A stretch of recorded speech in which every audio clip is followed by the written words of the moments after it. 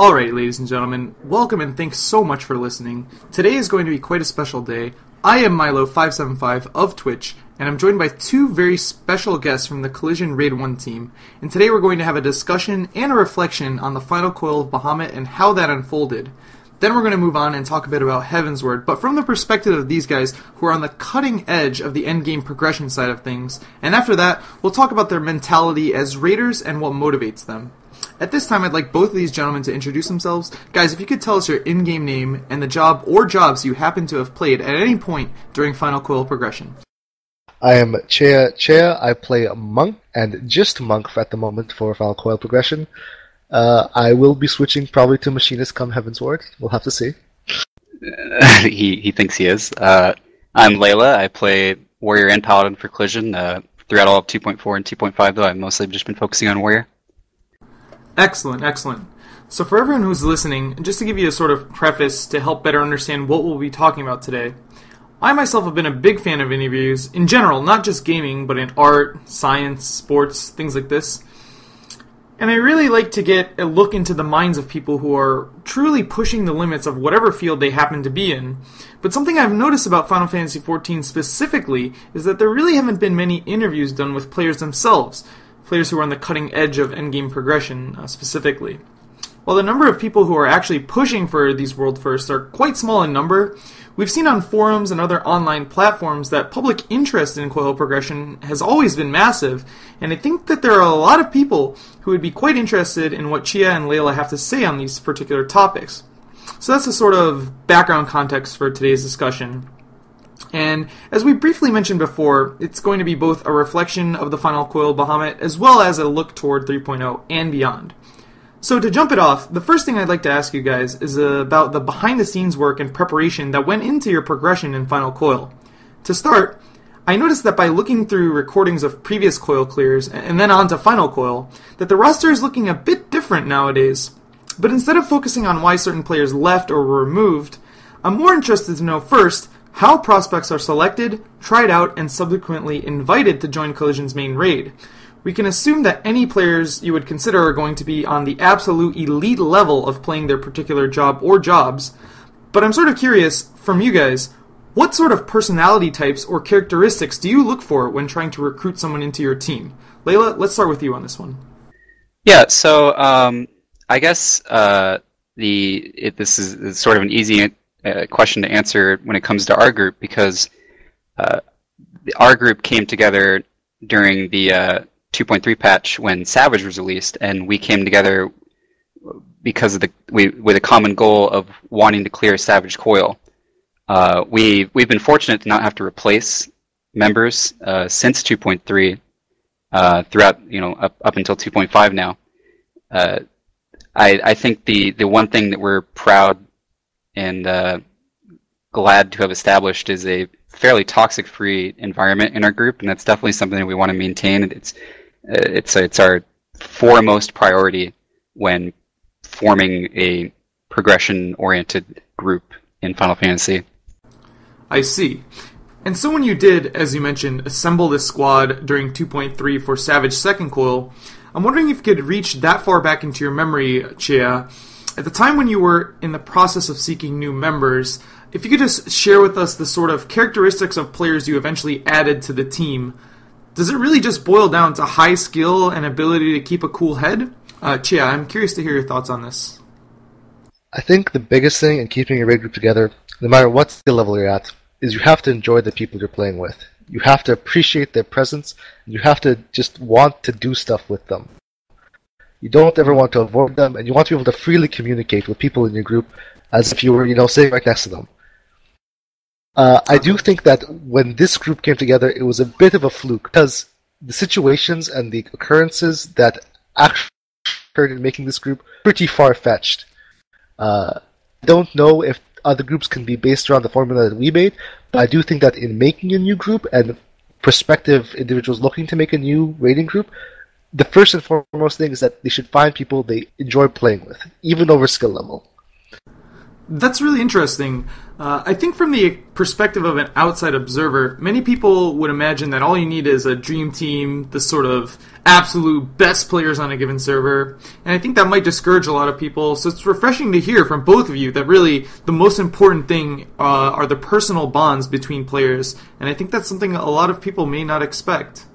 For sure. You want to establish an environment that promotes growth as players, and if a lot of times when you make these dream teams that you're referring to, the egos get involved and it really stunts player skill growth. I see. Yeah, I can personally attest to having been in these sort of circumstances. Not the all-star bit, but just having personalities clash, and so that's something we actually will maybe not touch on specifically, but I'm sure that what you guys have both mentioned will present itself as we move forward into talking about Coil specifically. So, having laid the groundwork of what your team looks like and the type of players you're playing with, the next thing I want to ask you guys is about the actual raid hours and schedule. So there came a point when it was announced exactly which day and at which time the patch would be released for the final Coil of Bahamut. And so what I'm curious about is, when that time frame was explicitly released, obviously we can expect that you guys are going to be raiding every day because you're pushing for those world firsts.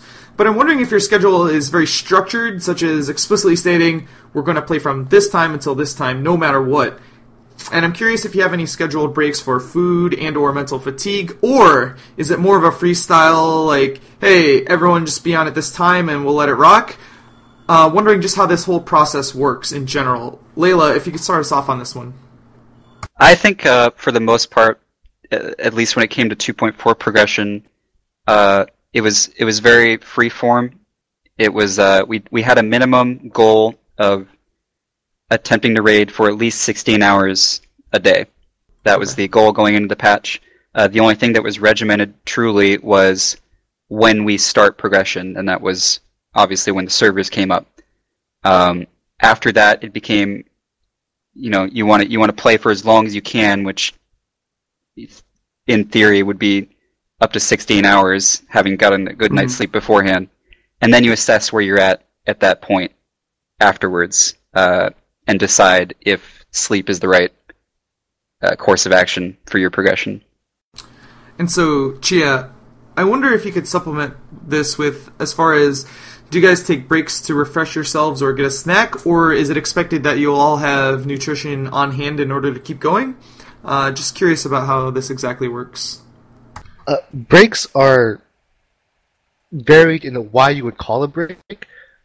People get tired, they have to sleep. They just didn't get good night's sleep. They're restless, and you have to call a break. You have to say, take a nap for 2 hours. Also, people might have to actually do stuff in real life. But, we try and open as much schedule, but sometimes people just have to go for an hour. So we do call breaks basically on the fly. There are scheduled break times. Like we'll do 2 lockouts, take a 15-minute break, relax, watch some videos, and then come back. But when someone wanted a break, and rarely people want a break because they want to keep pushing, we would generally just take one after the next pull. Okay, that's really interesting to hear, actually. And it's really cool, too. I think this sort of information is really great because people don't understand, I guess, the real dedication that goes into this. And the more you guys are explaining this, the more apparent it becomes, to me at least, and I would imagine for the listeners as well, that yeah, you could not maintain this schedule unless you really did enjoy the company of who you're playing with.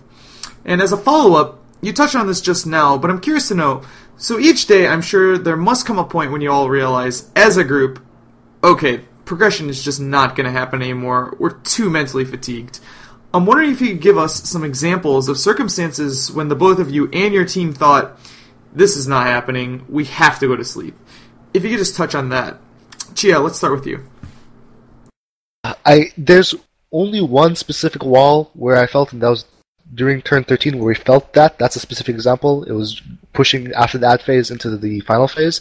That was the only real point I felt, we pushed for 5 hours, we had to stop, we had to sit back, we had to understand why our gameplay wasn't performing to standards we wanted to. That's the only example I can think of from Final Call progression in which there was a wall, we had to stop, we had to just call the raid, sit back, and understand what we were doing wrong. I see. Sorry to cut you off, Layla. Just to get an understanding of what you're describing, so it is just sort of from the moment it's released, as much time as you're able to set aside from work and school. In an ideal world, you would just never stop and only just take breaks for sleep and such on the fly. Is that how it works? When we were planning to go for hard and 2.4 progression, we asked every member of the group to take 1 week off of school, work, whatever they were doing. The whole progression period was basically just us raiding. Very few times do people have to go take care of something in real life. For the most part, I was stuck in my room for a week straight, and I assume everyone else in the raid group was in a similar situation. Okay, so then, yeah, so any time to take, just to get some sleep in was just improvised. Okay. Yeah. Excellent. That's really interesting. I'm sorry, Leila, I did cut you off. Did you have something to add there?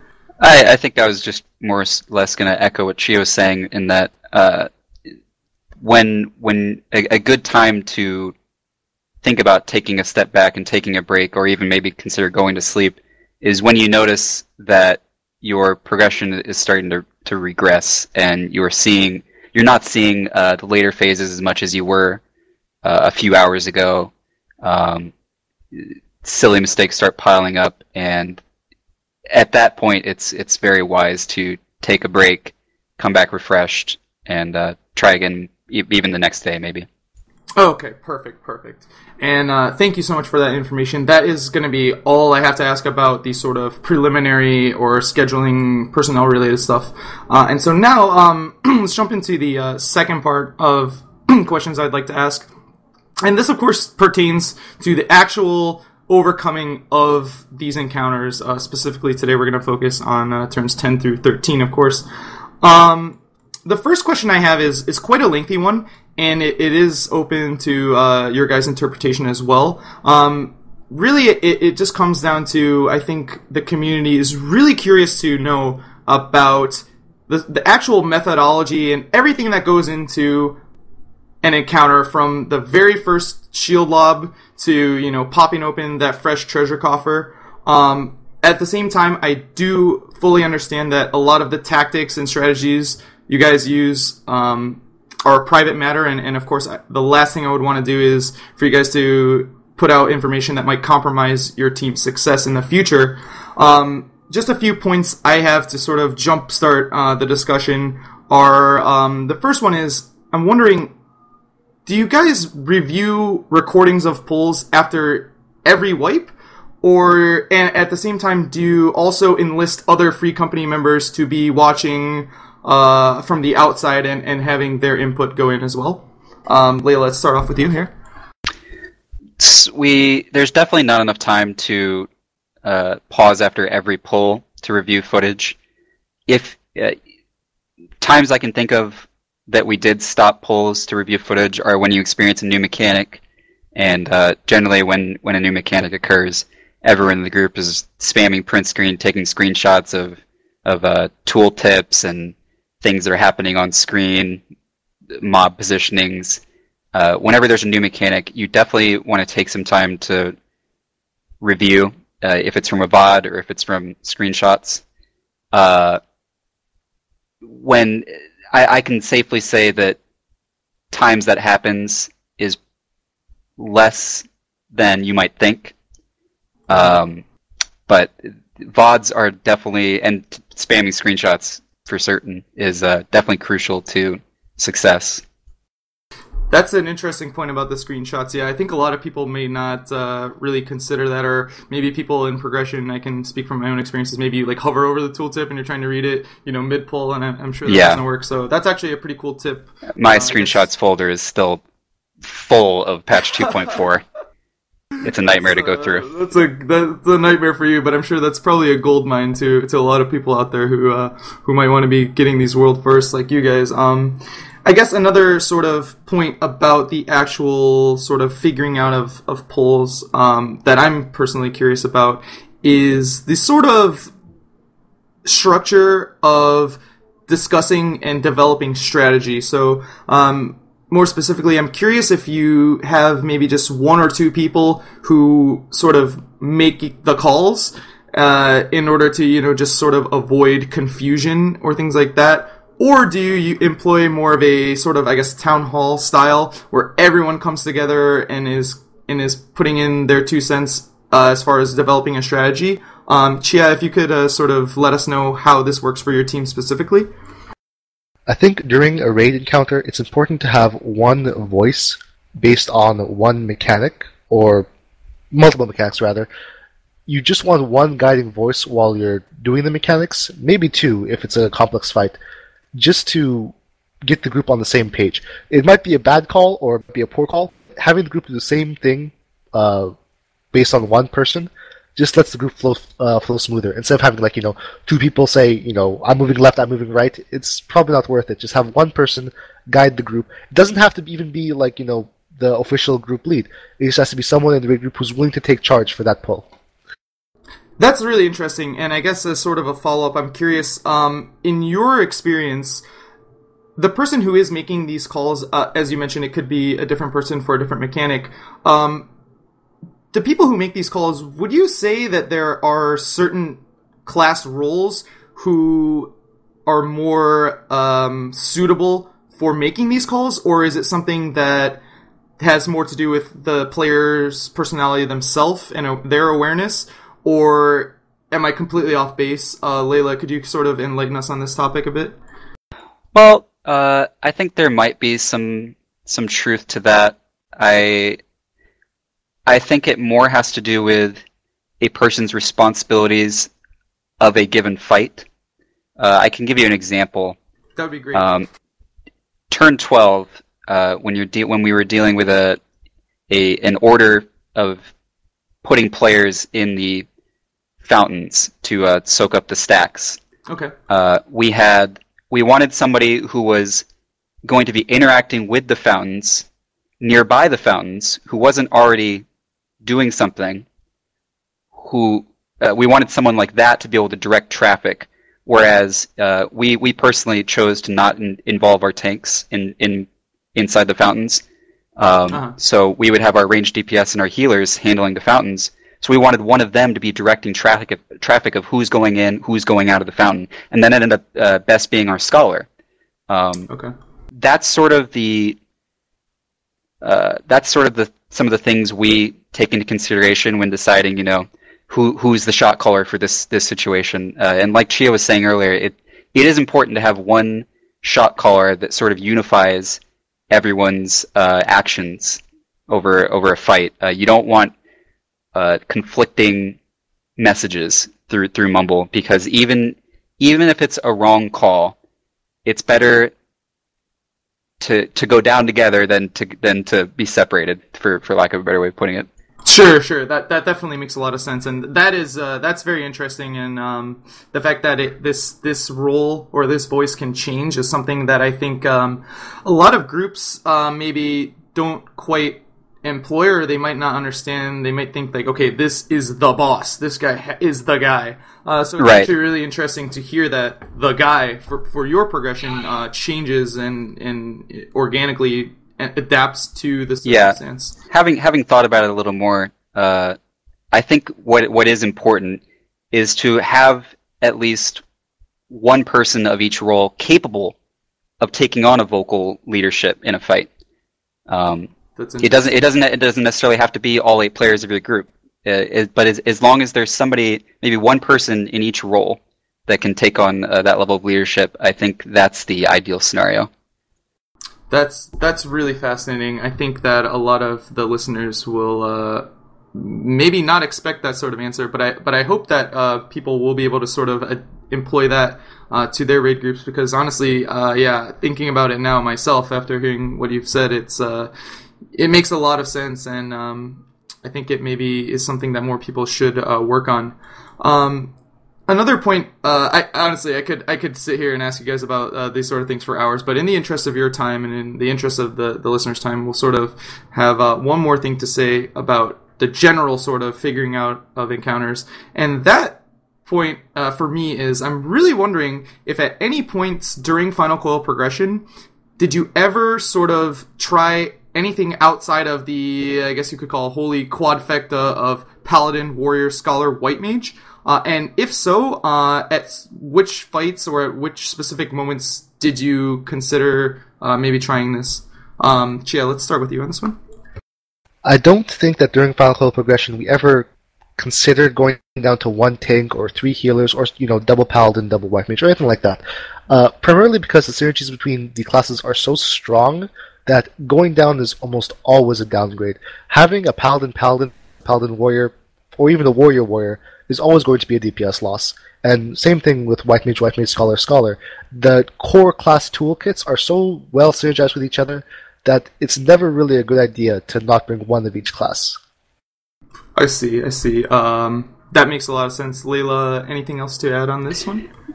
Certain final coil mechanics without excess amounts of gear are very troublesome to solo tank. With full 130 gear, it's possible to solo tank most of final coil. However, during progression, you really ever dropping down to one tank is not a feasible option, and certainly we didn't explore that.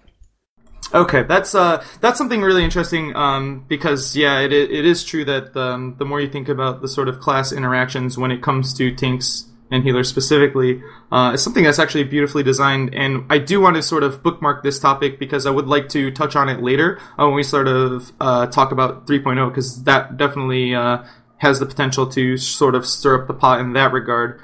But sticking to the topic at hand now about Final Coil specifically, I want to ask, now I guess getting into more detail, so something I'm really curious about is that of all 4 boss fights in Final Coil, if you could think of perhaps the single most confusing or difficult mechanic that your group had to take the most time in figuring out. It seems like you have something for us. So yeah, if you could just tell us, I guess, the story of that particular mechanic and sort of what was the process of overcoming that. Layla, let's start with you. Well, hilariously enough, and this is going to surprise a lot of people, I think, it took us longer than we'd like to admit to understand that where you place the Benus mattered for where they resurrect. Okay. Our initial reaction to seeing the fight and seeing these ads spawning is, we're trying to maximize DPS because we're trying to beat enrage timers in last tier's gear. So we're doing our best to cleave every Benu right under the boss, and then when they all res on top of each other and buff each other, wonder what the hell we did wrong. You just thought that was how the fight was supposed to be, that they were buffed to shit? We explored many different options for dealing with the Benus. I can say that none of them panned out. I was utterly adamant, that we had to AoE them down before they did the circle thing. I thought that was the mechanic. I would swear on my mom's grave that was the mechanic. Wow. That is we tried a lot of different things. That's really interesting because, okay, so yeah, I actually want to talk about turn 12 a bit more then, because that's something that, yeah, that's an interesting one because, honestly, even though it seems like you guys thought that maybe you should have figured it out sooner, what a lot of people don't understand, I think, who are not on your guys' sort of cutting edge progression level is that, people look at a website and they're like, oh yeah, just place a 1, 2, 3, 4, 5, easy game, easy life, yeah. But that's because you guys did you guys were in the trenches, getting stupefied by these encounters that no one had ever seen before. And, well, actually, I'm going to sort of go off the rails of what I had planned, right now, because I want to talk more about turn 12. So turn 12, it's extra interesting to me that you guys had a lot of struggle on turn 12, because that is the fight in which you did manage to take that world first. And so I would really like to talk more about this. Specifically, you guys discovered a mechanic that I guess sort of changed the game for you. Even though you struggle with the Benus, you did managed to figure something else out that I would imagine really sped up the process for you. In case the listeners may not be familiar with this because it was changed recently, or rather shortly thereafter, talk to us about this sort of mechanic, I guess, if you can give a background summary for the people out there. And then I'm wondering what sort of the process was. When did the light bulb turn on for you guys about this mechanic specifically in turn 12? Chia, let's begin with you. So the mechanic we're talking about is Blackfire, and its interaction with Whitefire. Right now, Blackfire's HP gets reduced by Whitefire. In the first week of progression, it used to increase the damage that Blackfire dealt. So when you had Whitefire stacked on top of Blackfire, the Blackfire, instead of having its HP go down, would take 300% more damage. The method in question involves casting Summoner or Scholar dots on the Blackfire that is debuffed with 300% bonus damage, and then Baning onto Phoenix. The Bane retains the full amount of damage that the Blackfire takes, so you're basically doing 300% more damage off a Bane. This was discovered by our scholar, Mr. Sinov Slater, and it was based off turn 5 and Asclepius, because it's almost exactly the same mechanic, just on snakes instead of stationary objects. So he discovered that, hey, this is the same thing, I'm just going to Bane and hit Phoenix for a lot of damage. That is fascinating, yeah, because when I was thinking of this question, I didn't, go back and check all these things, but I was wondering, like, had this ever happened before?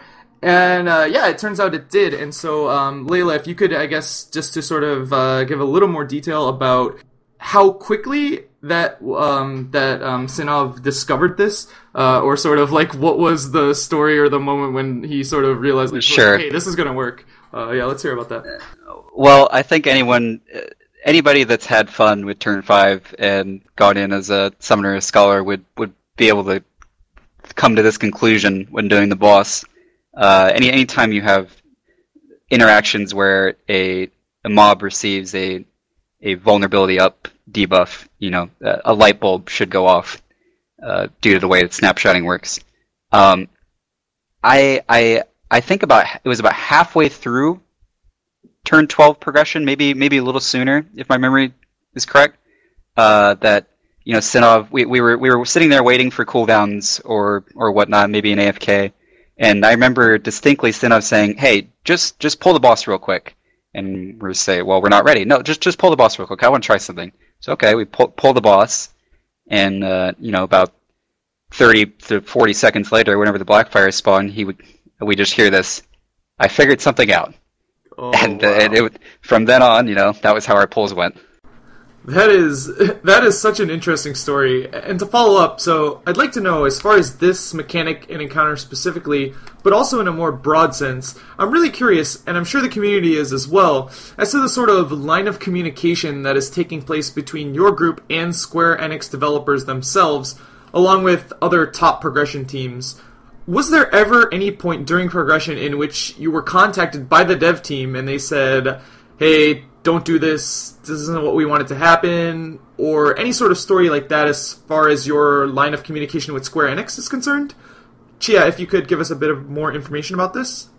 I can't reach any communication trusts. All I can say is that devs are primarily interested in feedback on their encounters. Okay.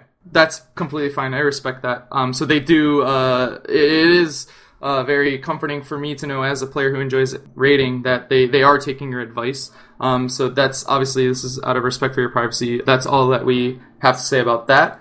But do you also keep in contact with other sort of top guilds? I'm wondering because I'm wondering if, as you mentioned that about the vulnerability up, that seemed very obvious to your team. Would you happen to know if other groups happen to figure this out as well? For sure. We are, we keep in contact with a lot of high-end guilds, and I think some people might be surprised to learn that, and this is pretty common in most games like Final Fantasy, most MMOs, that many of the high-end guilds or free companies, at the end of the day, are all good friends with each other. I can use us in D&T as a great example. It's considering we're both on Gilgamesh. We're all really good friends.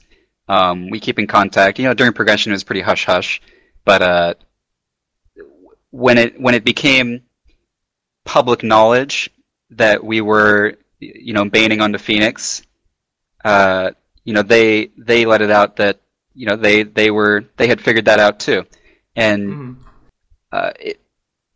we'd be completely ignorant to think that many other groups thought to try that, because at the end of the day, it's really not that hard of a conclusion to come to try, just because interactions like that had previously existed in the game for a long period of time, and just the turn 5 Asclepius is just one example, but it's a great example since most people are familiar with turn 5. Definitely. Yeah, that's such a fascinating story, and it's really cool for me specifically because I would imagine that your group probably discovered it first, and then it must have really allowed you to dominate that specific encounter, even overcoming the struggles that you had with the Bennu placement. I want to backtrack a little bit now because what I was going to ask before we got into this really cool story about turn 12, to follow up on the question of what was the most difficult mechanic for you, I want to ask conversely, and now that you've explained that you do have a line of communication with these other grade groups, can you think of a mechanic that for you guys was extremely easy and you figured out quickly, but you know based on talking to other people that other groups may have struggled mightily with said mechanic? Chia, if you could start us off, if you could think of anything on this topic? Well, I know that we solved two mechanics specifically very quickly. First, turn 11 tethers. I think we did that in 3 pulls or less and figured out how tethers work and what to do about them. So, yeah, I mean, there were some other groups who had some problems with tethers and tried a bunch of crazy we won't stuff. throw them under the bus. We won't say anything about what they tried, but turn 11 tethers were pretty obvious to us. And secondly, Fountain of Fire. Fountain of Fire was solved in 1 pull and 15-minute break. I actually went AFK to go get dinner or something, and when I came back, they were talking about how to solve Fountain of Fire. I was like, how did you guys figure it out so quickly? And it was apparently really easy.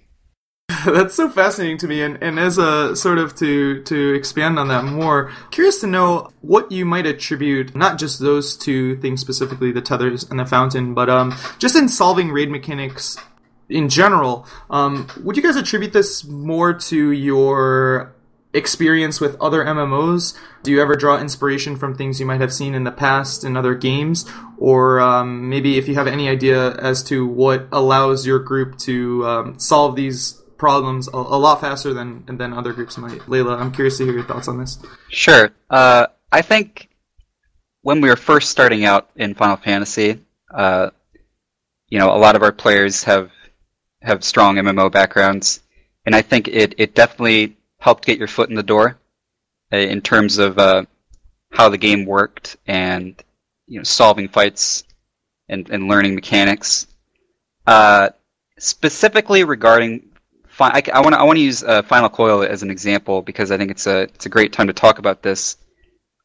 When it came to 2.4 progression, because of the amount of work we had done in 2.3 with Savage Coil, we actually found that a lot of the, I don't want to say strategies, but I'm going to, a lot of the strategies or tactics that we used and developed for some of the Savage encounters, we were able to apply to 2.4 encounters. And I remember distinctly, we actually ended up using a Savage turn 8 strategy to kill turn 10. In the placements of players for dealing with I think it was the charge tether mechanic. Oh wow! So using tactics that you're comfortable with and applying them to new encounters is something that we've had a lot of success with, I think. That's really interesting. So I guess just to make sure I'm understanding what you're saying, that in the old days, I guess you could say, of Final Fantasy XIV 2.0, previous MMO background maybe got you accelerated, but from there on out, it's mostly experience in Final Fantasy XIV. Yes, I think definitely players who have solely focused on Final Fantasy for a lengthy period of time are the ones that are coming out ahead right now. And while strong MMO backgrounds certainly help get your foot in the door, you're not going to survive environments such as Savage or looking ahead hard mode Alexander without putting in a lot of hours to the game that you're playing. That's fascinating to hear. And Chia, do you have any sort of follow-up on that topic? No, I do have to agree with Layla, though, that Savage in general was just such a strong bolster for a group. Doing Savage really improved everyone's game, and everyone's more comfortable with playing with each other due to Savage. I think if Savage didn't exist and this group was made right before 2.4 in Final Coil, we would have done much, much worse. I agree 100%. That's very interesting to hear, and yeah, for any of the listeners, I can speak from personal experience. My group has begun doing Savage, and honestly, I do feel the sort of sharpening of skills, and on top of that, I think it's just really fun. I think you guys can agree, since I know you enjoy a challenge. Savage Turn 8 is my favorite fight in the game. That's really excellent. I have not stepped foot into that one yet, but I'm really looking forward to it, and I really hope that for anyone who's listening, if you've maybe thought about trying out Savage as a way to sort of kill time until expansion, definitely do that. You heard it from the men themselves. It's definitely going to be a good way to sharpen those skills. And I'd just like to interject for 1 second. The reason we didn't get a Savage Final Coil is that the community in general feels that Savage was extraneous. It wasn't necessary. A Savage was an excellent tier of content. If more people get interested in the Savage type of content, you don't have to be hardcore. You just have to be willing to play the game. Then we would have gotten, Savage Final Coil maybe. So if you're a raider or you want to raid, express some interest in some of the harder fights, and we'll get better content. SC's catering toward you. That's a really interesting point, and yeah, it definitely does. It definitely does echo what you mentioned earlier about the dev team really paying attention to what you have to say, and even though sort of we touched on this at the very beginning, that the sort of people who are really pushing for world first and stuff is a very small percentage of the population. As you mentioned, like something like Savage now, especially over geared, it's much easier, I guess you could say, but still difficult. And yeah, definitely I would encourage, as Chia said, to definitely try it out, guys. It's a lot of fun. I can speak from personal experience. It's a really good time. And so now to sort of come back to Final Coil specifically, having had this background now, I want to sort of talk about Turn 13. This is going to be a very sort of open topic. Basically, this obviously was the final chapter. Everyone knew this would be the last fight for expansion. I guess if you could just sort of walk us through, when you began doing Turn 13 progress, sort of what was the process? What sort of mechanics did you have a tough time dealing with? And in which certain points of the encounter did you feel you succeeded? And then, to get more specific, I'm really curious specifically about what you thought when you first saw Akmorn. I apologize, this is a very sort of vague sort of topic, but if you could give us any information on sort of the process of Turn 13 and sort of the adrenaline and the sort of spirit that was going through your team during this fight. Layla, if you could jump us off, please. Yeah. Well, the very first thing we did after killing Turn 12 was zone in, see the boss, and then immediately go to sleep. We wanted to start the final turn with a fresh head and a lengthy amount of rest. The period between Turn 12 and Turn 13, that was the longest break that we took during progression. We really wanted to go into the fight well rested. I think this was the one time we actually got 8 hours of sleep. As far as how the fight unfolded, Phase 1 and 2, I think they proceeded very smoothly. I think mechanics were,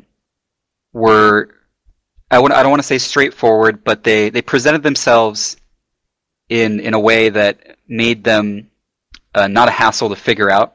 You certainly would have to pull the boss and die to it to understand it. But you were never sitting there scratching your heads.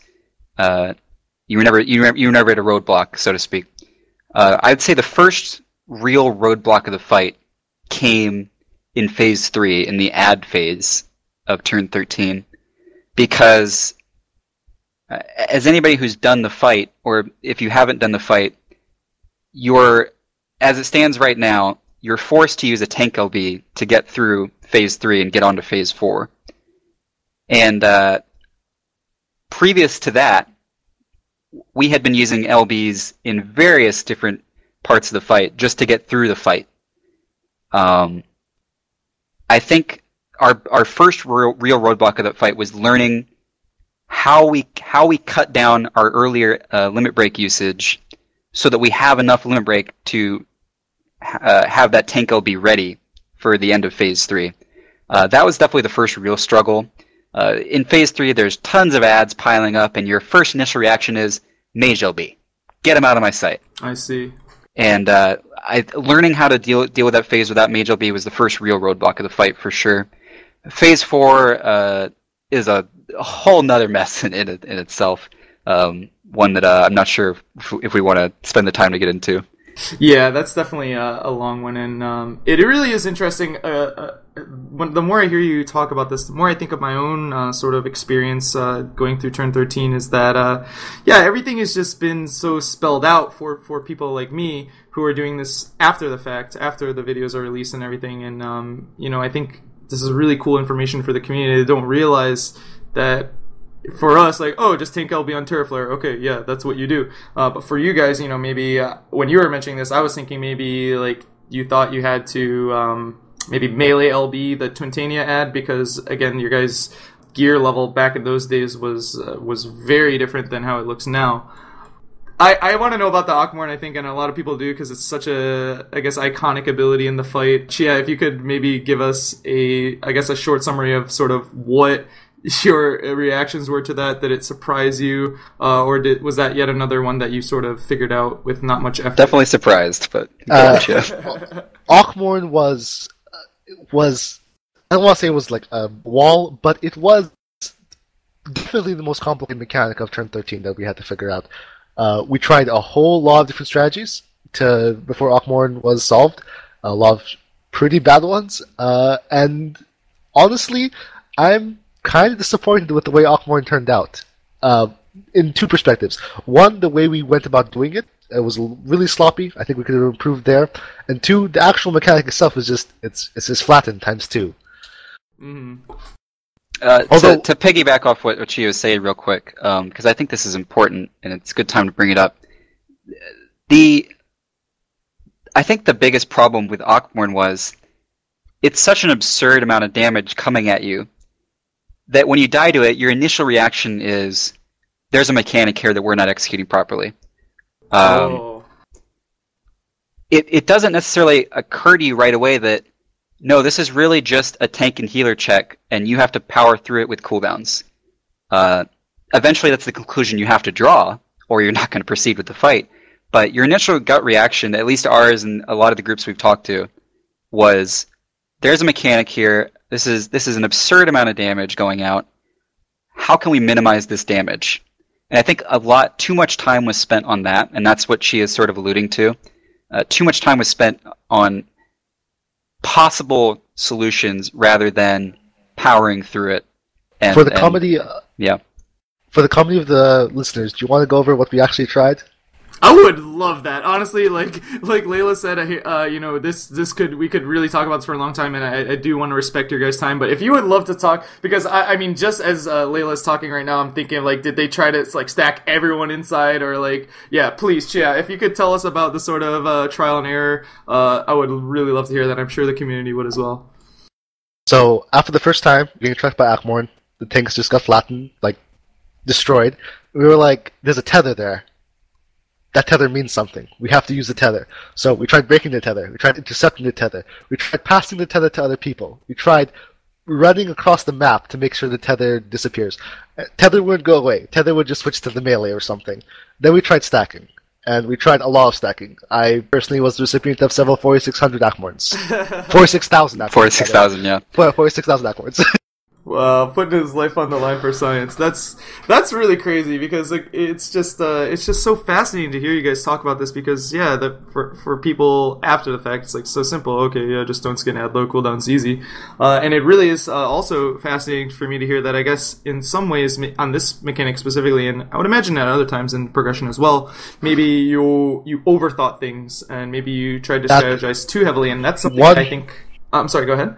100% we tried to over-strategize Akmorn.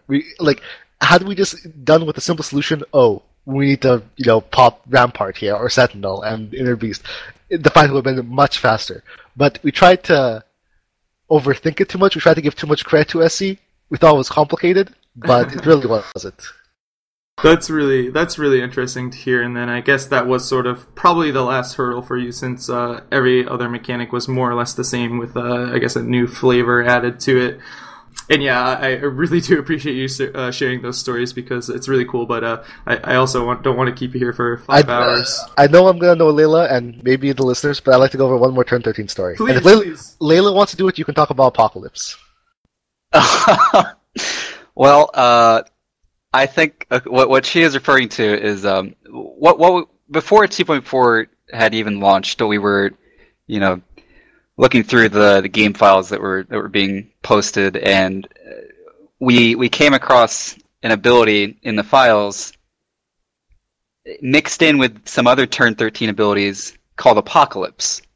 Oh. And we, up until that point, were dead certain that you're going to get Bahamut to 5%, and he's going to start channeling Apocalypse, and it's going to be a DPS race. It's going to be Odin all over again. Wow. And we were just waiting for it. And I think, after the 5th Akmorn, and we see the Gigaflare Enrage casting, and at the time we didn't know it was an Enrage. I think Chia, you can hear him in Mumble calling phase change.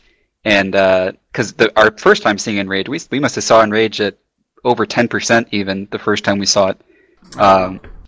And we assumed, another Gigaflare. Gigaflares have been, they usually have triggered phase changes in that fight. Here's the final phase, and then we all go splat and we're all dead in release. I think seeing that Enrage there, and knowing that we had now seen everything in the fight, I think we were a little let down that we never saw our friend Apocalypse.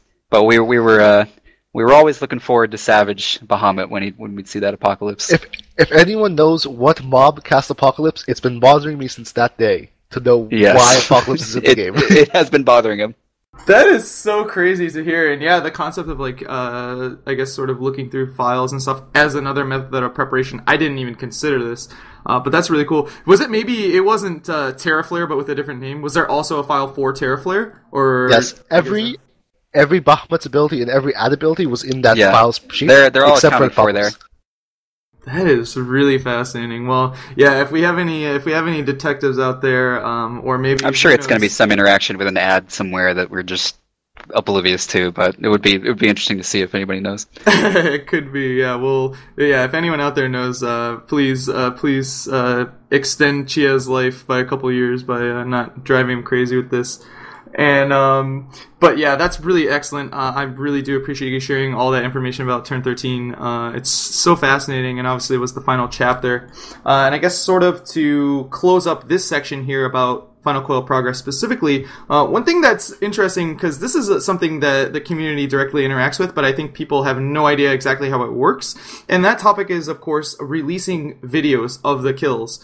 Obviously, we can imagine, us as outsiders in the community, that there is a line of communication between yourselves and, guilds like Lucrezia or D&T, for example, as far as I guess I just want to know what the sort of etiquette is, or the sort of unwritten rules when it comes to the timing of the release of these kill videos. Layla, if you could sort of give us an inside look into how that works, and if it's a private matter, I respect that as well. Oh, no, I don't think it's private at all. I think there is an unwritten rule to progression that you respect the guilds that beat you. You respect the free companies that beat you. If you get beat to a world first, they in our eyes have earned the right to release their video before the rest of the groups. We personally in Collision operate on a very old WoW etiquette of waiting until the 5th kill before we release our video. If we were to win a fight, of course. For example, with Turn 12, we waited until the 5th kill before we released our Turn 12 video. I want to say that it was really nice to see all the other groups last year sort of respect that unwritten rule, because they're not obliged to. They are completely within their right to release it whenever they want. They killed the boss. They earned the right to release their video. But it was really nice to see that people really didn't jump the gun, and they sort of respected the other groups all the way through till the end. And major shout outs to Lucrezia for being great sports about that. That's really fascinating. About the sort of there still being some sort of respect in what is clearly very, although friendly, I would have to imagine quite a stiff and fierce competition, and definitely that's refreshing to hear. And the sort of fifth kill thing is really fascinating as well. Just to add on to what I was saying, at the end of it, hardcore raiding is a community. It's a different community than most people belong to or are familiar with, but we are all part of a community of hardcore raiders, and it's important to remember that. Definitely. Chia, would you like to add anything onto that? No, I 100% agree, and I am very happy with the state of a hardcore raiding community in general in this game. I've met a lot of friends that I really enjoy playing with. That's really great to hear, and I think the community will like to know that these guys aren't like mortal enemies, like talking all sorts of nonsense and stuff like that. Yeah, these guys really do get along, and that's something I would like to touch on later. So definitely going to make a mental note of that. So now that we have everything, I guess we could fit into our time frame about Final Coil specifically, I'd like to move on to the next part, which is sort of Final Coil in retrospect. It's been many months now since, well, for you guys, it's been many, many months since the final sort of raid progression of the 2.x patch series. And so I'd like to really just get your thoughts on some things looking back. I think that many people in the community who are sort of on the outside of this community that you just detailed thought that, wow, this Final Coil was cleared in a week. It must be really easy. Oh, yeah, raid progression lasted a week. And I think that a lot of people are sort of mistakenly thinking that speed of clear correlates to difficulty. So speaking on this topic, I'd like to know your thoughts on how Final Coil stacks up in terms of the sort of difficulty and challenge to the previous two iterations of Binding Coil. And if you thought, in fact, after all said and done, having time to reflect, was Final Coil the most difficult? I'd like to know why or why not you think this is the case, and to supplement sort of details on either specific encounter mechanics or like the overall design philosophy. Sorry, that's a mouthful, but Chia, if you could lead us off with this one. I think if you go back to 2.0 and you just start entering Binding Coil, people are playing a brand new game. They don't understand all the mechanics, they don't understand the itemization, they don't understand how the class synergizes with one another. So, I don't want to say they're bad back then, but people are objectively better in 2.4 than they were in 2.0. So that really lends a lot itself to the fights, because people are just better than they were in 2.0.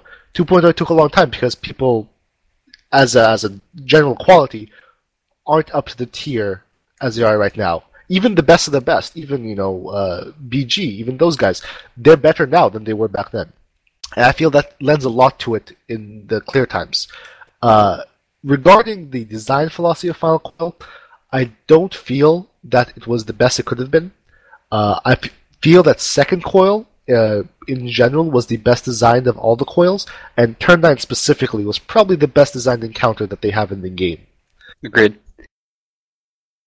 That's really interesting for me to hear, because I really also sort of thought that Turn 9 was a bit more complex, and though it is difficult to sort of hindsight these sort of things, I do appreciate you sort of giving us that context of that. Yeah, actually the fights have, I guess, changed, that the community has gotten a lot stronger in terms of skill. And to follow up, Layla, I'm curious about your thoughts. If you actually, do you or do you not agree with tuning raids in such a way that it is possible to clear them with the previous tier's gear? I'm thinking about specific fights in the past. To drop one, you could think of something like a Patchwork, which are just like a really, really hard gear check. Do you agree with this sort of philosophy of Final Coil, that it was possible for you guys with enough skill and good execution to clear that in a week? I'm curious to know your thoughts about that, Layla. Sure. I think there's going to be two parts to this answer. Firstly, I'll speak to the main question. and I think a lot of people listening might disagree with me on this, but I do strongly believe that a normal mode tier should be clearable with everything you have access to on day one of the patch. Now, what does that mean? That means the crafted gear and all of the gear from the previous raid tier. The important distinction there is that I said normal mode. Yeah. The issue with Final Coil, I think, was that there was only one difficulty tier. You just had turns 10 to 13 normal. There wasn't a savage or a hard mode. I personally don't have a problem with it being as cleared as fast as it did. However, had there been a hard mode that went with it, and this will be my opinion will carry on into Heaven's Word. Had there been a hard mode, I would like to see hard modes require some gear from the normal modes, because what that does is it rewards the groups that allocate their gear best and punishes groups that don't. And that's a skill that a good group should have. You should be able to allocate your drops best for your team's progression. And it's a skill that doesn't get exercised a lot in Final Fantasy right now because there's been only one difficulty tier. I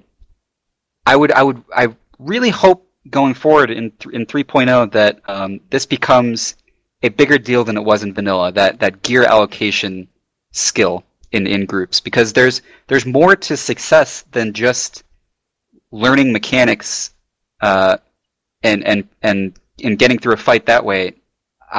I'd like to see groups also be rewarded for rationing their resources best.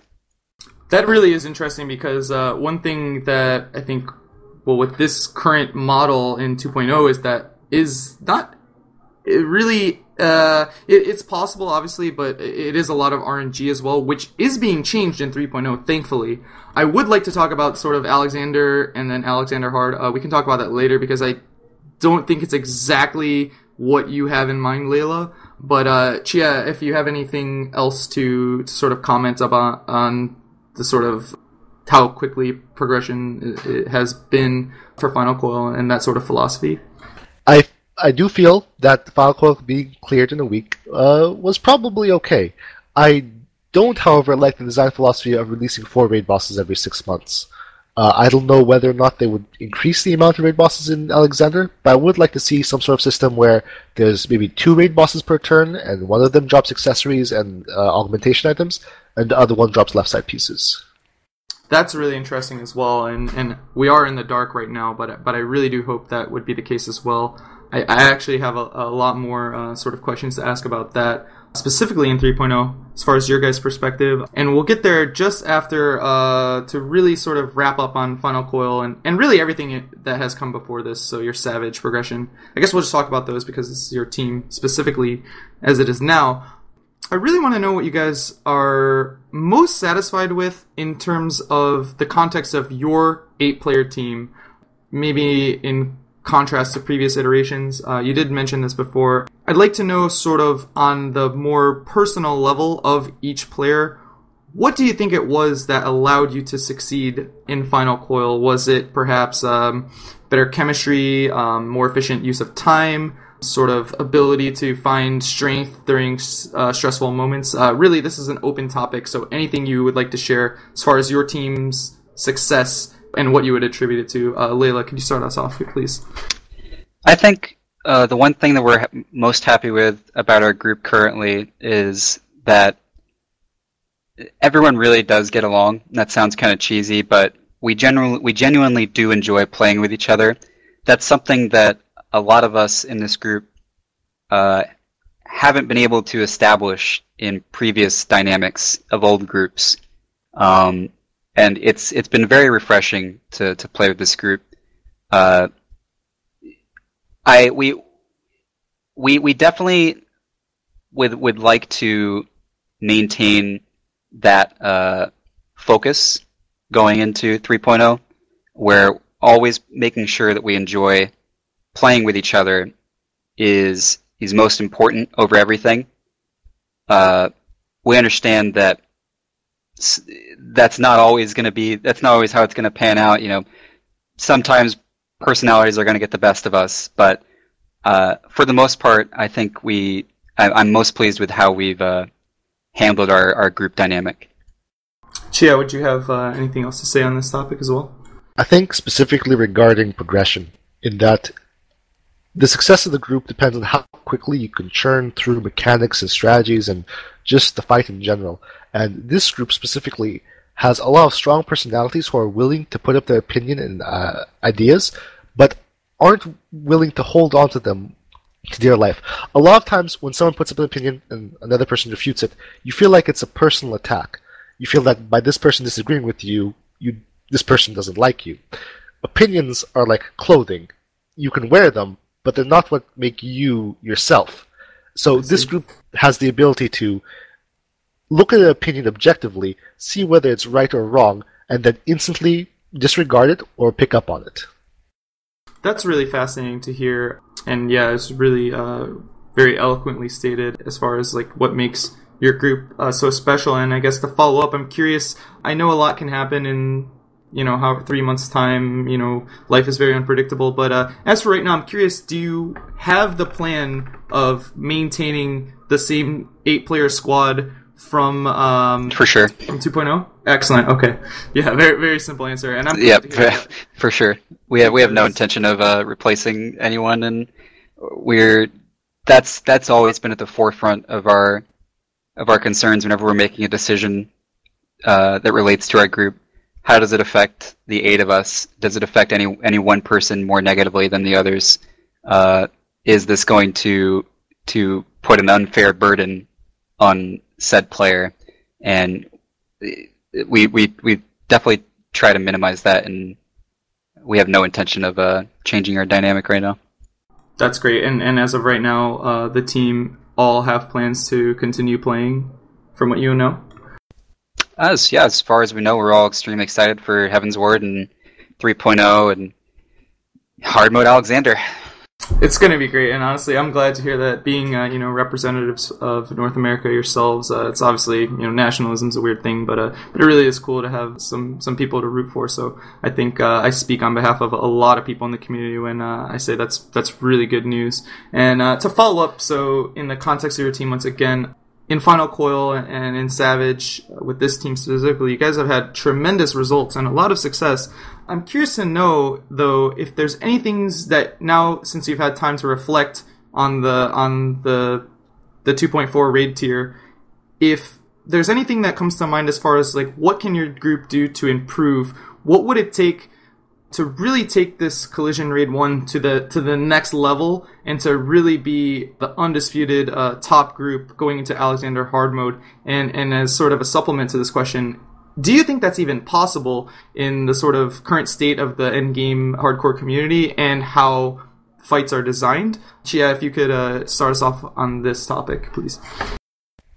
The competition in the hardcore community is very strong. There are a lot of players I respect tremendously who are probably better than me objectively, and I want to learn from them. And I assume that, other people from the hardcore community look toward us and see we want to learn from them.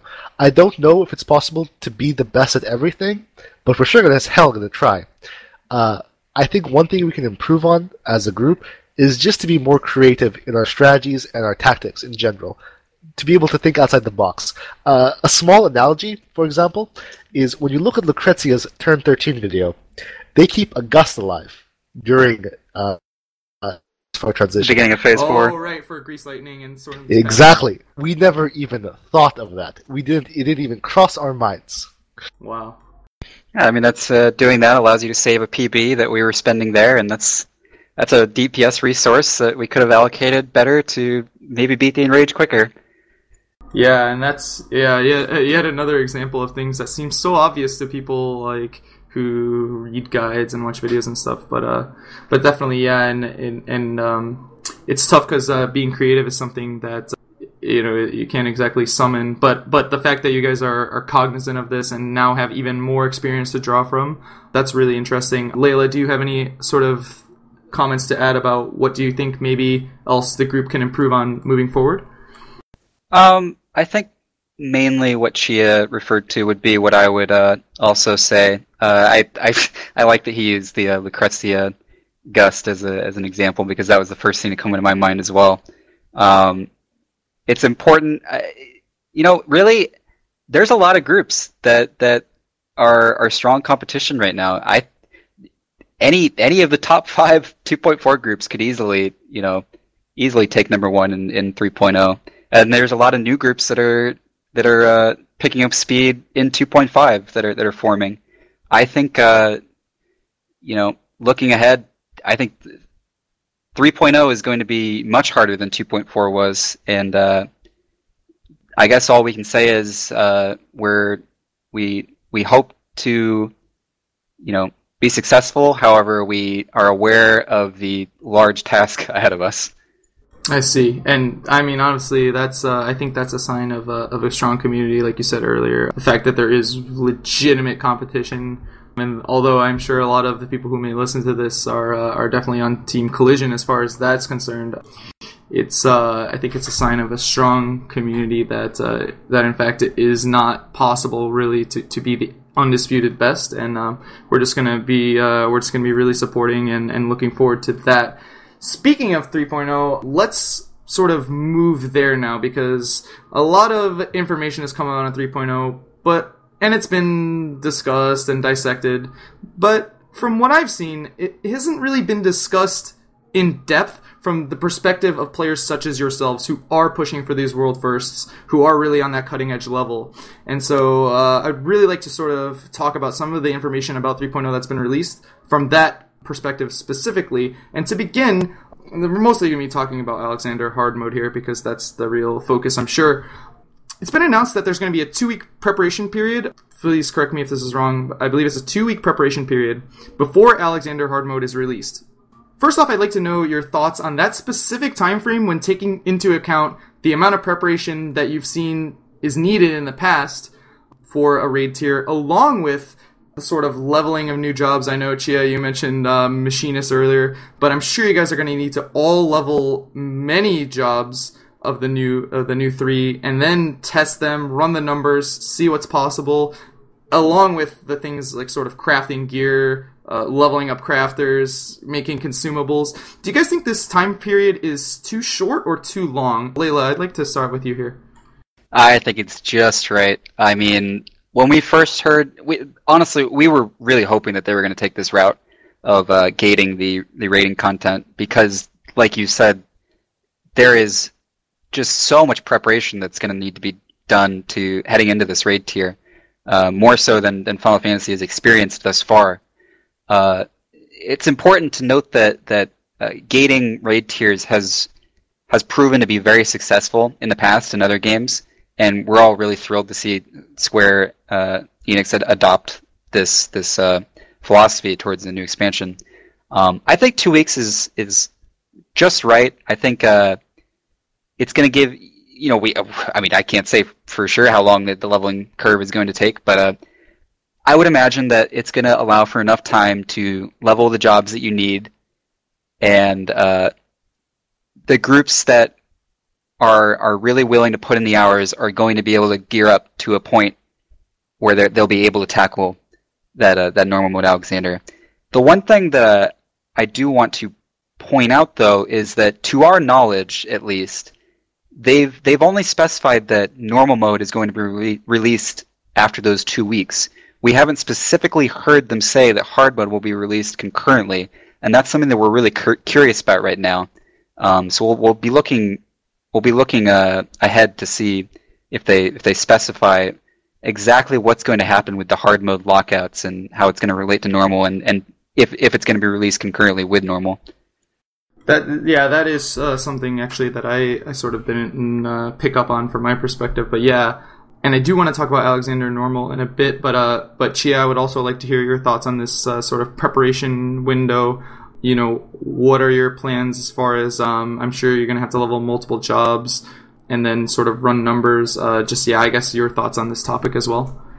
When they announced the Heavensward release date at PAX East, there was a huge outpouring of just like how many days we have to take off, what's our strategy come June 19th in our Skype chat just what would happen. And when they announced a 2-week lockout, it was a sigh of relief. The 2-week collective lockout, sigh of relief. Yeah, it was huge. Like, it just allows people with jobs and school just to play the game relatively casually for the first 2 weeks, gear up as they need to, and then they're able to push hard come Alexander normal release date. The thing is that it lets people of all skill levels who are able to not invest time immediately start off on the track at an even pace, relatively even. That's really interesting that you mentioned that sort of time frame for allowing everyone to catch up, because it actually leads into my next question, which Layla just commented on earlier, and that is the concept of gating. You know, for everyone in the community, just to like refresh, when Layla says gating, he means imposing a strict lock on content before anyone can do it, of course. And so I'm really curious, now that we've gotten the original sort of gate for Alexander normal mode specifically, I'm curious to know what you guys think about possibly having gates in the raid tiers themselves. For example, for the listeners, this would be something like releasing one half of a raid tier with a sort of break in between, maybe a week or 2 weeks, and then unveiling the rest of the content. This would sort of give, I guess, a soft reset as far as progression competition goes. I'm curious if you guys are interested in that as well, or if you do prefer the current design model of just letting everything go right away. Chia, if you could start us off with your thoughts on this. I feel that as raids are currently, the way that SE is releasing coils, this is an assumption, that Alexander is just going to be another coil. It's going to have 4 turns and 4 bosses.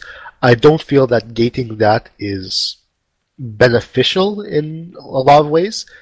I feel that if they're willing to release more bosses or separate wings of raid content, then gating would be more relevant. That's just an aesthetic choice by me. It's not something that, is objectively better or worse. It's something that I feel I would prefer more to have. If the continuing process remained the same, if they choose to change it up, maybe they could look into gating.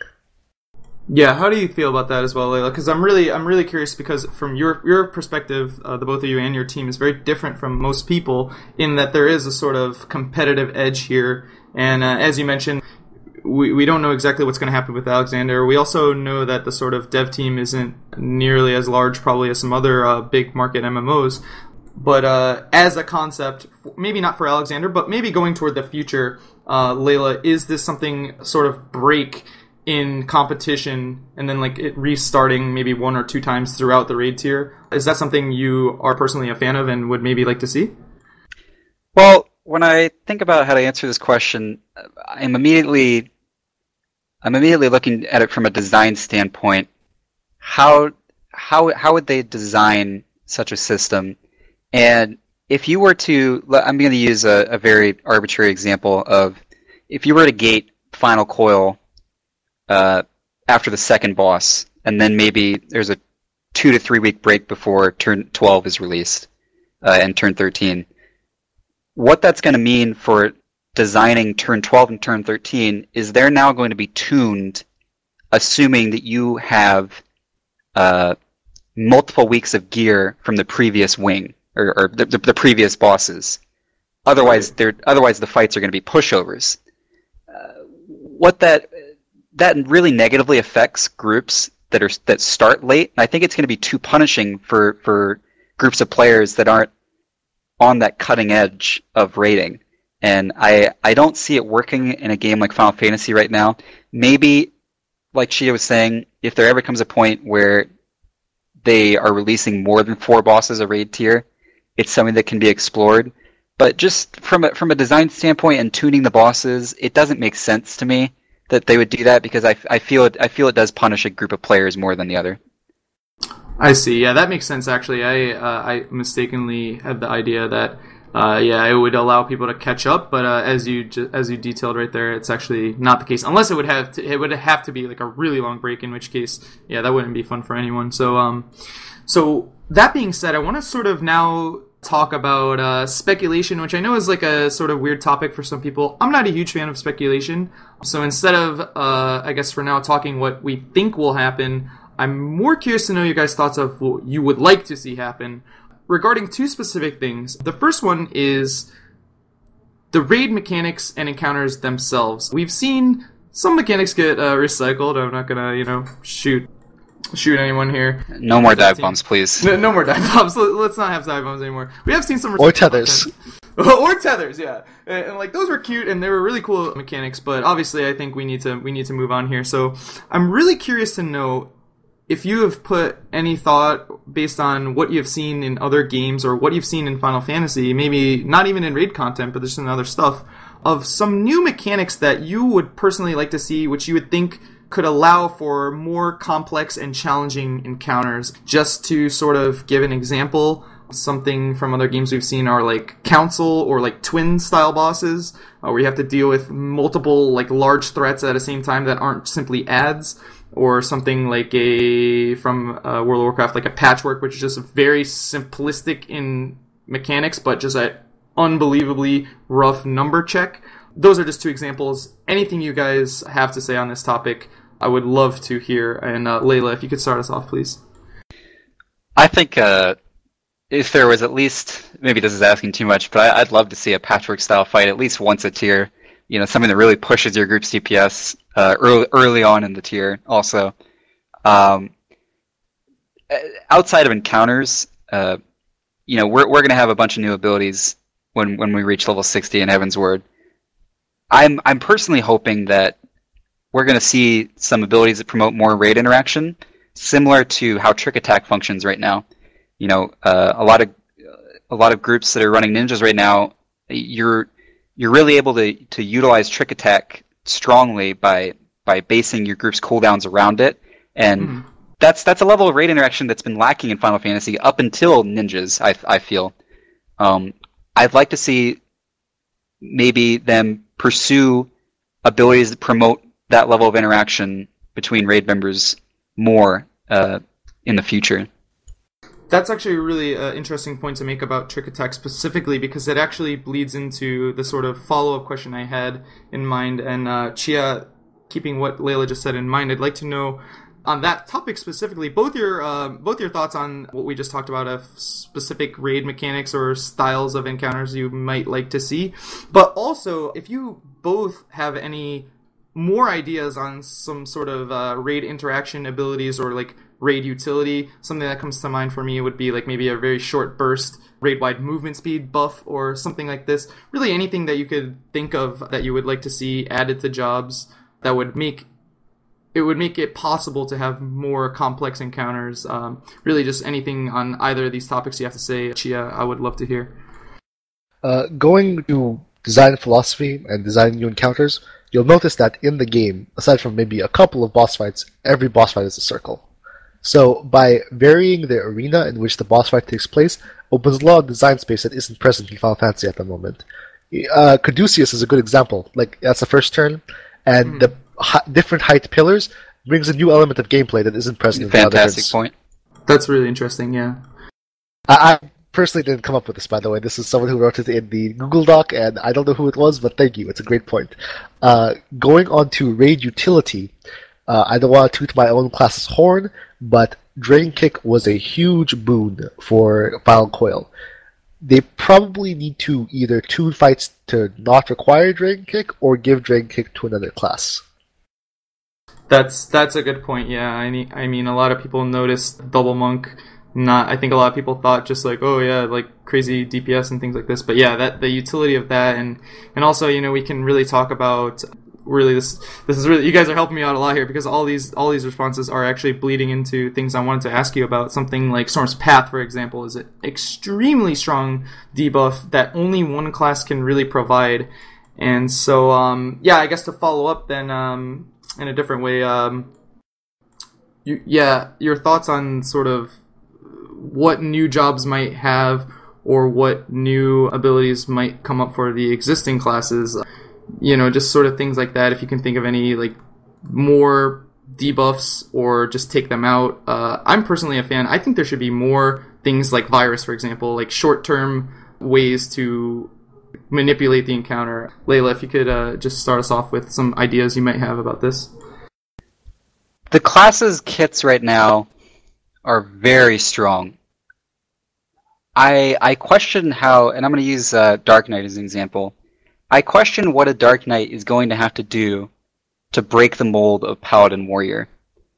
I mean, I'm really looking forward to see how SE decides to take that class, because of things you mentioned before. Storm's Path and Rage of Halone strength debuff are just dynamic staples of raiding right now. I personally at this time cannot imagine raiding without them. At least during progression, I should specify it. Right. Abilities like Monk Mantra are incredibly strong, and I feel it's a little too strong. But that's a topic for another time.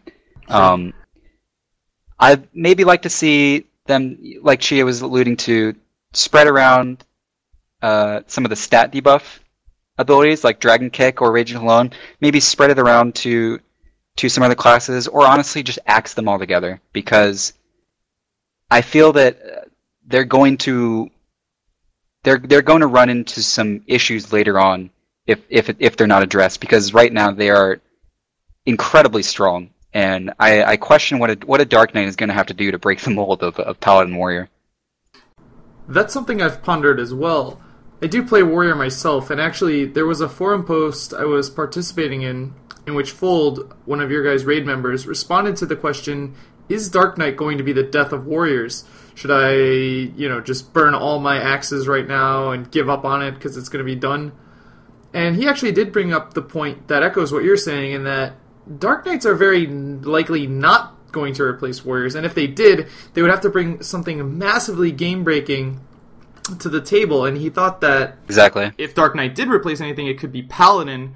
But as you also mentioned, Layla, like Rage of Halone is a really significant buff when you're working with such the Paladin toolkit is also just incredibly overpowered compared to Warrior. I mean, the level of mitigation they have compared to Warriors is just completely overwhelming.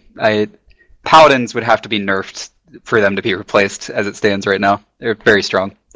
Yeah, that's true. And again, to echo what Layla you said earlier, for the listeners, that is, we are specifically talking about cutting edge, like progression, more specifically on progression only. Because when the strategies are figured out and the item levels inflated, then just YOLO swag, do whatever you want. But this is obviously a topic that we don't have much to work with, unfortunately, which is why I didn't want to take too much time, because I'm sure you guys are a lot more interested from your perspective in like concrete details rather than spending time speculating. Though it is fun, and I know a lot of people in the community love to sort of brainstorm about what is possible. But we've really been here for quite a while, and I really do want to thank you guys so much for taking the time. I have just a couple more closing questions for you. To start, in general, you did talk about earlier that while the current pool of endgame cutting-edge groups is very strong, there's many good groups, you've also noticed maybe some new teams sort of on the come-up in 2.5.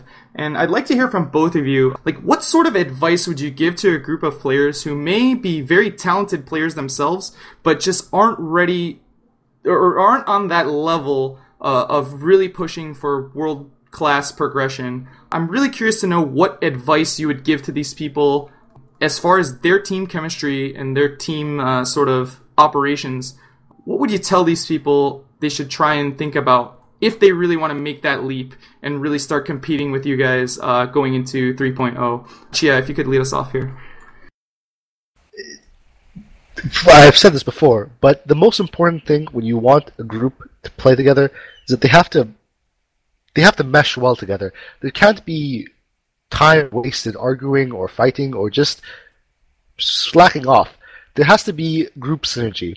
Also, in terms of the skill department, whenever you do a fight, you should look back at the fight and see how you could have done it better.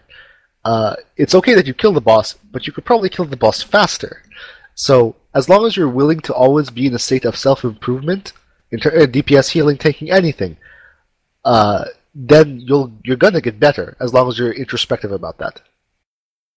That's definitely a great point, and it does echo things that we mentioned earlier. And I guess sort of to follow up on this, I'd like to hear from both of you. If you could perhaps maybe give us an account of the time in your life you went from playing MMOs just because you enjoyed it, or with some friends, sort of if you could take us through the moment, if you can remember, when you decided internally to really dedicate yourself to serious endgame progression and sort of what that transition was like from just playing an MMO, I guess, casually or maybe just for fun, and then into the current sort of state of mind and the sort of gameplay that you guys are doing right now. Layla, if you could start us off on this, please.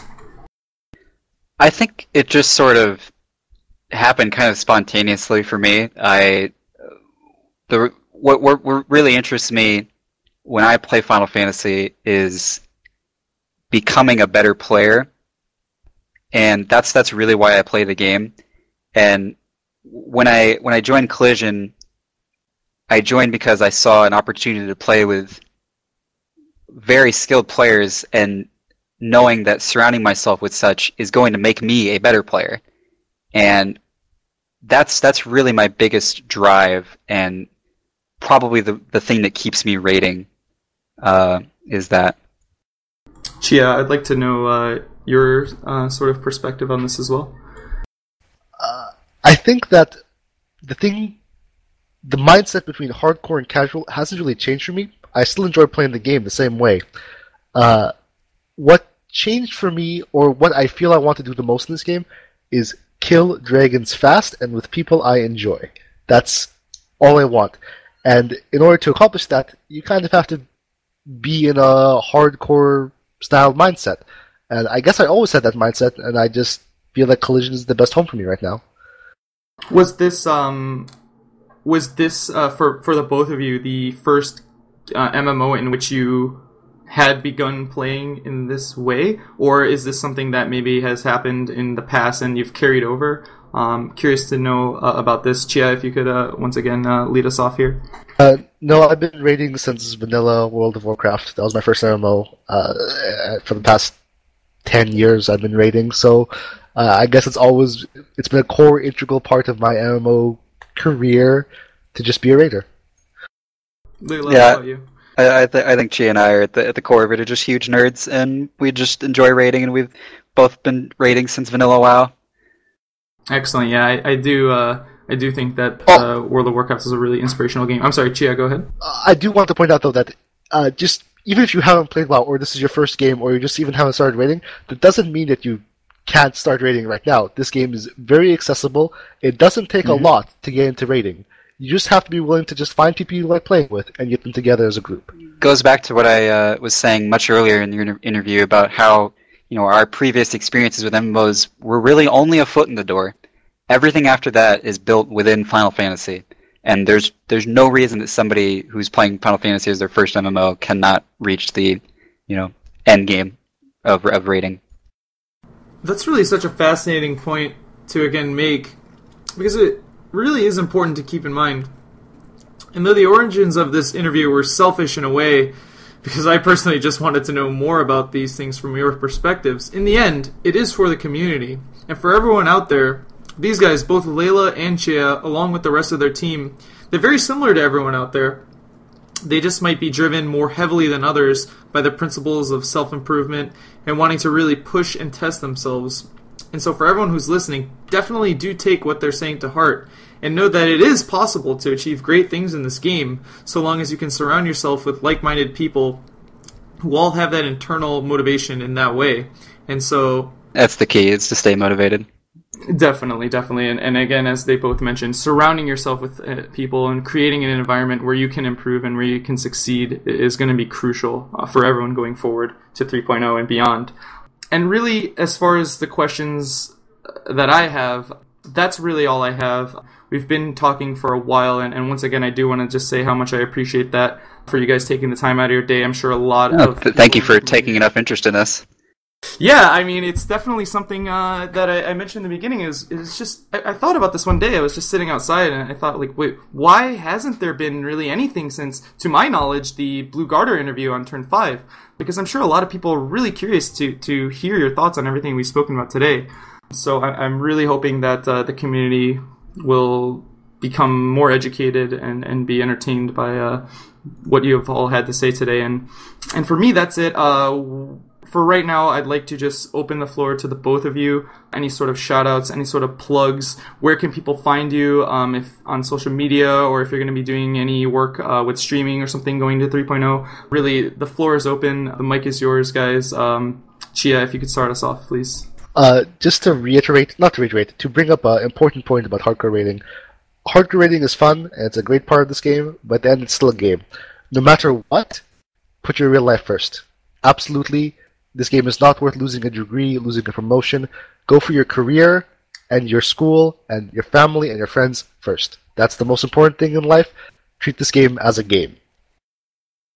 Layla, anything to add there? No, definitely well said. The only thing I guess I'd say is, yes, your personal life 100% comes first. It's important to understand that there's many content patches in the future. You know, if the upcoming content patch, it's not a great time for you to get involved in serious raiding, don't worry about it. Get your personal matters taken care of. There's always another opportunity. Yeah, I'll just leave it at that. Well, thank you so much for the wise words. And for anyone who's listening, this interview will be posted as a video and everything on YouTube, possibly SoundCloud, maybe iTunes, we're not sure yet. But if you do want to be able to track the progress of Chia, Layla, and the rest of their squad, you can do so by following @CollisionFFXIV on Twitter. This is the official account. Is that correct? Yes. I guess as far as shoutouts go, you can follow us on Twitter. Our FC's Twitter is @CollisionFFXIV. If you're interested in following myself on Twitch, I don't really stream much these days. I imagine come Heaven's Word we'll be streaming much more. You can follow me at twitch.tv/ClopsVA. Yeah. Anything you'd like to add on that regard, Chia? Maybe any sort of Twitch stuff or social media? I don't stream, unfortunately. I probably should. I also don't believe in Twitter, so I apologize for both those. I respect that. And just go follow the FC on Twitter. You'll get everything. You could add me on Battle.net at Chia1909. There you go. Perfect. Go play Diablo with them. Yeah, play some Diablo, help them out. But anyway, guys, yeah, so definitely do look to that Twitter account. I'm assuming that we will be getting updates along the way, both coming up to 3.0 and then once Alexander raid tier begins. And really, that's all I have. It's been a real pleasure, guys. Thank you once again for taking the time. Yeah, it's been great. It was awesome. Thank you, Milo, for this. Of course. Thank you very much. It's been a blast, guys. And again, I am Milo575. You can find me on Twitter and Twitch. And all I really have left to say is please look forward to what these guys are going to be doing in 3.0. It's going to be really amazing stuff. I'm personally going to be following very closely. And that's all we have. Thank you so much, everyone, for listening. And we will hopefully talk to you guys again in the future. We'll chat about it. But I really would love to talk to you in the future about a number of various things. So let's try and keep in touch, guys. Thank you once again. Thank you. Later.